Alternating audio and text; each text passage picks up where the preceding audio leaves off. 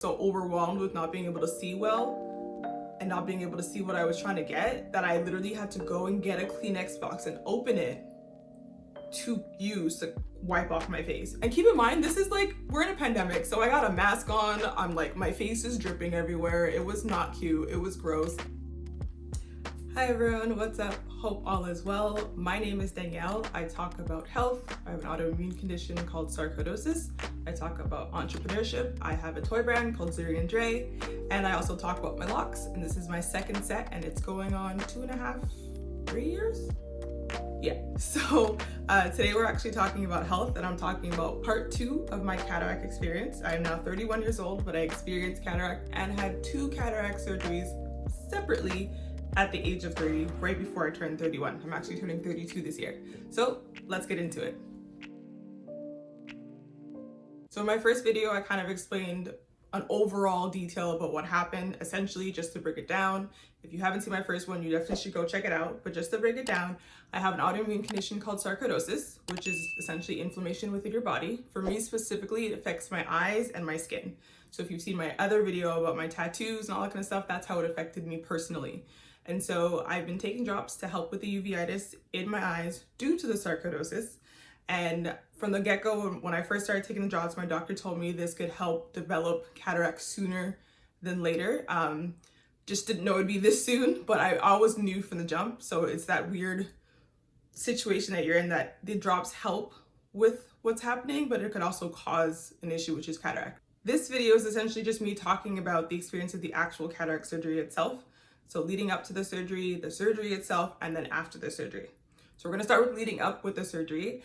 So because I have really aggressive uveitis in the sense that I have a lot of inflammation in my eyes, my doctor, my ophthalmologist specifically said that she wanted me to kind of up all the medication I possibly could to help my eye/body go through this whole trauma of the surgery itself. And so I actually had to do 2 separate surgeries. We started with the left eye because that was the eye that literally couldn't see anything, it was just white. And then we eventually did the right eye about 2 months later. And so the reason why they wanted to separate it, my ophthalmologist and the surgeon, was because they said because of the inflammation in my eye and how my eye may react to it, they want to see how things are going to go. So I do the first surgery, see how that goes, see how my body reacts to it, and then if they need to make any changes for the next surgery, they would do so. So leading up to the first surgery of my left eye and the right eye, both lead ups were about the same thing. I had to get an injection in my eye of medication, like literally in the office of the ophthalmologist, like putting a little needle in your eye, filling it with medication, and you literally have like a little bulge on the top of your eye for a few hours afterwards. It's not my first time doing it, but it's always such a weird experience when I actually have it done. So I had to get that first, and then I had to up my medication in the sense of I had to start prednisone again. If you know from my previous videos, I hate prednisone because of what it did to my hair. But go watch that video to really understand what I'm talking about. Anyways, so I had to start prednisone again. I had to up it every few days. I had to up my drops, essentially just boosting my body and my eyes as much as possible to kind of prepare it for the war it was about to endure. All that was leading up to it. The day of the surgery, at that point, I couldn't see. So this eye was kind of struggling, but this eye was done. Like it just tapped out. It was just like, right eye take over. So when we actually got to the appointment, my partner brought me and I had to ask him where my card was because I actually had to pay for my lens. So I had to ask him where my credit card was to pay for it. And that was traumatizing all on its own. It was very emotional. And so the reason why I had to pay for my lens, I'm actually based here in Montreal, Canada. Generally the lens that you get when you do have a cataract surgery is free. That's the most basic lens. So I opted to get a better lens in the sense of having more than one distance for my view. So with the basic lens that was free from the government or free from Medicare, that would only give me a certain distance. So it would only give me far versus the one that I wanted. I ideally wanted all 3 distances. So like near, intermediate, and far, but that wasn't an option because of my uveitis, according to the surgeon. So the middle ground was me having 2 out of the 3 distances, which is what I had to pay for. So I got the Vivity lens in both eyes. So $1,000 for each lens. So $2,000 overall for the surgery. But that's because I wanted that. And I'm very, very grateful that I was able to put it on a credit card. But I'm very grateful that I had that option and that I actually stuck with my gut in doing that because I think it made the world of a difference. So leading up to the surgery, all that medication, surgery day, very emotional. I could barely see. Leading up to the actual day of surgery, I was walking like this in the apartment. I couldn't drive anymore. My mom and my partner separately drove me depending on where we had to go. I had meltdowns in grocery stores because I just couldn't read things. I couldn't see things. It was bad. It was not good. Definitely one of the most traumatizing experiences I've ever had. And so the day of the surgery, I was overjoyed in the fact that I was finally gonna have my vision again. And I'm blessed and grateful that I had something that was reversible in that sense. It wasn't permanent. So I'm very grateful for that. And so lead up to the surgery, I was emotional just for the fact that I couldn't see. I was emotional about the fact that I was gonna be left alone. So during COVID, during the pandemic, you couldn't have visitors or people who were dropping you off to stay in the actual clinic with you. You had to stay by yourself. And because I couldn't see, it just made it even harder. So all that to say, I sat down, my partner left, he called me, and I was crying a little bit by myself. I mean, other people, of course, were in the clinic with me, but I was by myself in the sense of anyone that I knew personally. Eventually the nurse calls me and I'm like walking like this, and she's like, kind of like, okay, come this way, come this way. You put on all the surgery type of attire, little cap, gown, little booties, and then they're asking you questions, they're giving you drops. And because I wasn't getting both eyes done, they actually marked above my eye which eye was going to be worked on, so the doctor would know. Asked me a bunch of questions, as I said, gave me drops, gave me like this little pill, which I don't remember what it was called, but I don't even know what it's called. A little tiny pill that you put underneath your tongue, and it had no taste, it was tasteless. It dissolved under your tongue, and that was supposed to help you with your nerves and anxiety. It did nothing. I was still nervous, I was still freaking out. Maybe it was a placebo, I don't know, but it did nothing. And then it's time to actually wait in the hallway before going into the actual surgery room. So you wait in a little waiting area after you all set up. So then you go wait and sit down in like a little hall right outside the actual operating rooms.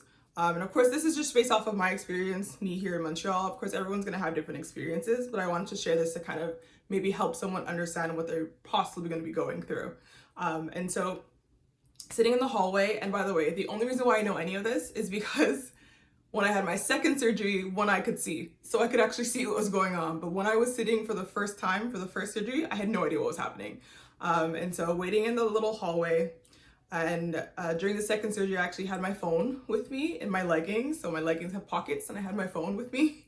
And so I was able to take pictures, which is what you're gonna be seeing here. And so time to go inside the actual surgery room, operating room. And they're setting you up, you lay down, they're putting all it's like the dentist, but like on another level, like they're putting all the like covers over you. They have like their whole like sit-up table they're putting over you. They're wiping off your face. They're with iodine, which you'll see coming up actually. So they're wiping off your face with iodine. So they cover up one eye because I'm only getting one eye done.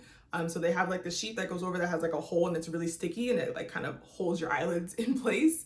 So that was put on, and at that point I asked one of the nurses or the residents if they could take a picture, and they were very nice, and they did. So they took a picture, and as you could see here, and that's kind of what it looks like. And so doctor comes in, and of course they're talking to you and everything.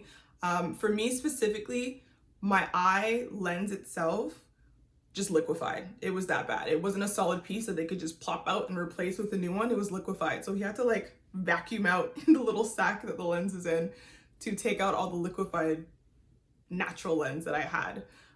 That was interesting.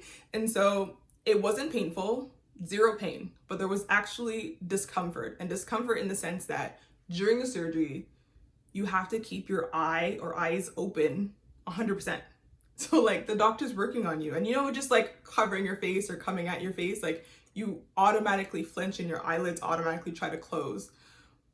But then on top of that, you have your eyelids that are kind of propped open, but of course your eyeball itself is still going to try to move out the way in the sense of like protecting itself. So having someone work on the side of your eye and telling you to keep your eye open and straight looking up was the hardest part. It wasn't painful, it was just uncomfortable, and there was the discomfort of trying to keep my eye open. And so I was like really tense during that moment, during like the whole surgery itself, which lasted about 15-20 minutes. And yeah, so that was the surgery itself. Gosh, I could see myself. So once the surgery is actually done, the doctor leaves, the resident and the nurses help you like just take take off the sheet that was covering you. They put over a little plastic covering over the eye. It's clear, as you can see in the pictures here. It's completely clear.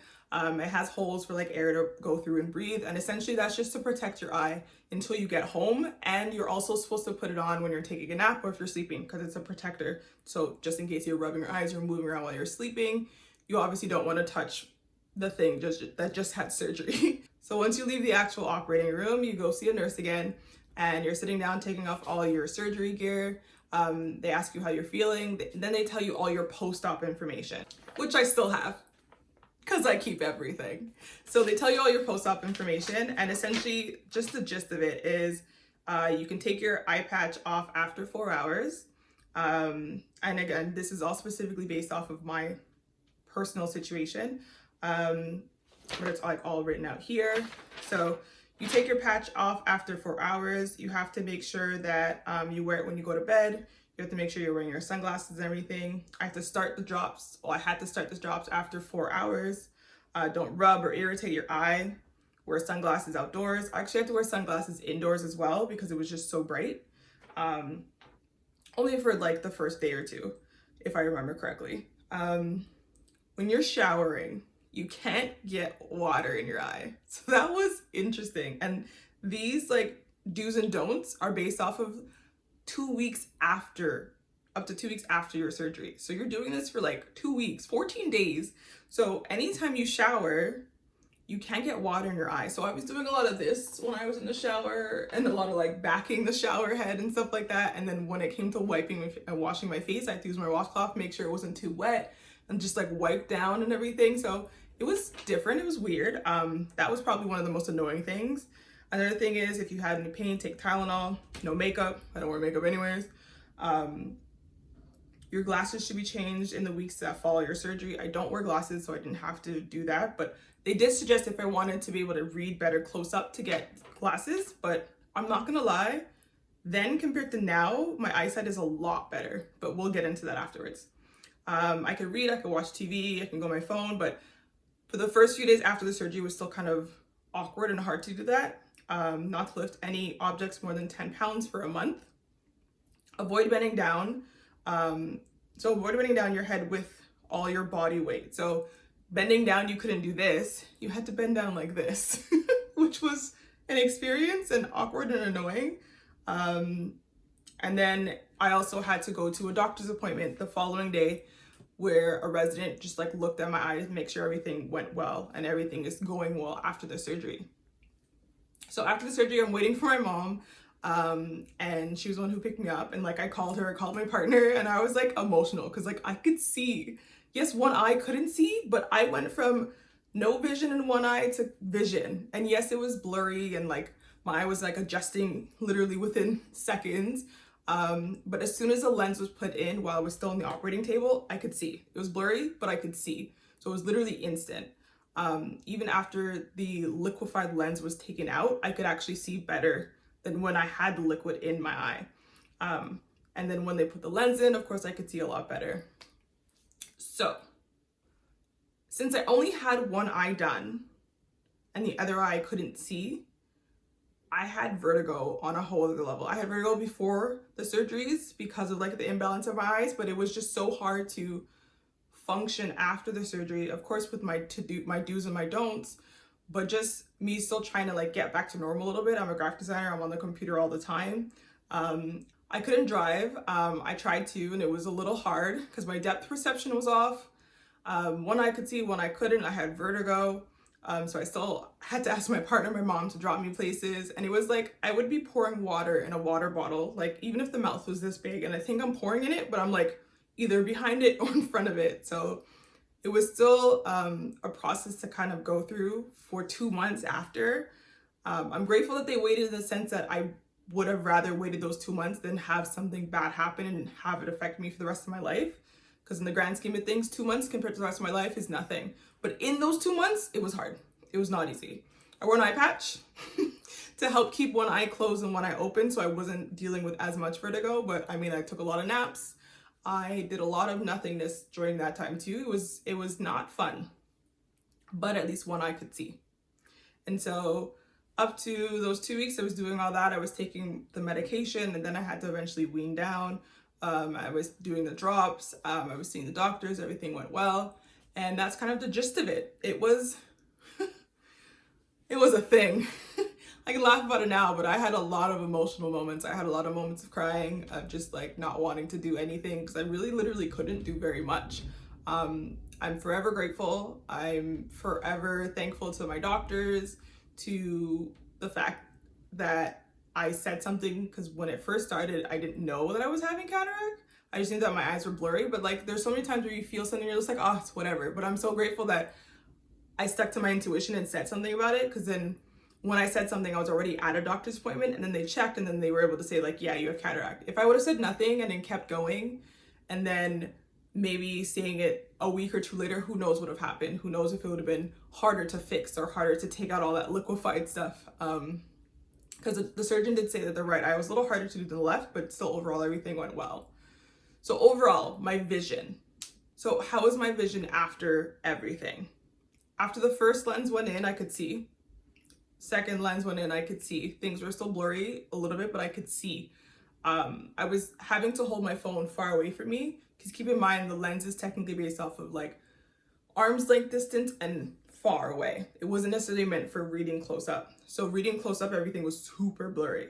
And this is like days, months after both surgeries are done.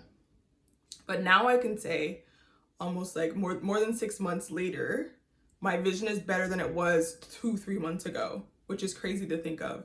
I do have the Vivity lens, as I mentioned, and after the surgery, everything was definitely more vivid.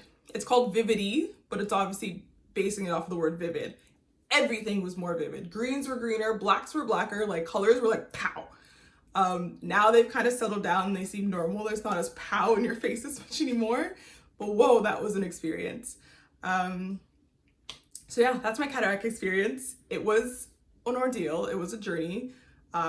Forever grateful that it's something that was reversible or fixable or not permanent. It was something that was temporary, and I'm forever grateful for that.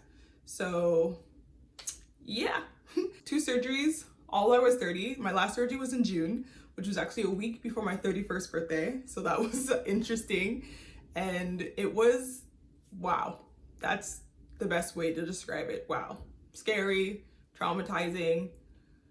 Literally, I was in a grocery store one day and I cried so much because I couldn't see something, and I was so overwhelmed with not being able to see well and not being able to see what I was trying to get, that I literally had to go and get a Kleenex box and open it to use to wipe off my face. And keep in mind, this is like, we're in a pandemic, so I got a mask on. I'm like, my face is dripping everywhere. It was not cute. It was gross.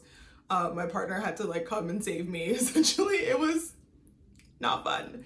But yeah, that's my cataract experience. I'm forever grateful. I could see, I should get glasses for reading, but I don't want to. I'm in denial, so we'll see how that goes. But my vision is even better than it was 2 months ago. So I mean, who knows? I can see things that are small that I couldn't see 2-3 months ago. So who knows? I'm forever changing, right? And good news, my eyes are stable. Inflammation is pretty stable as well too. So I'm forever grateful. Thanks so much for watching. Bye.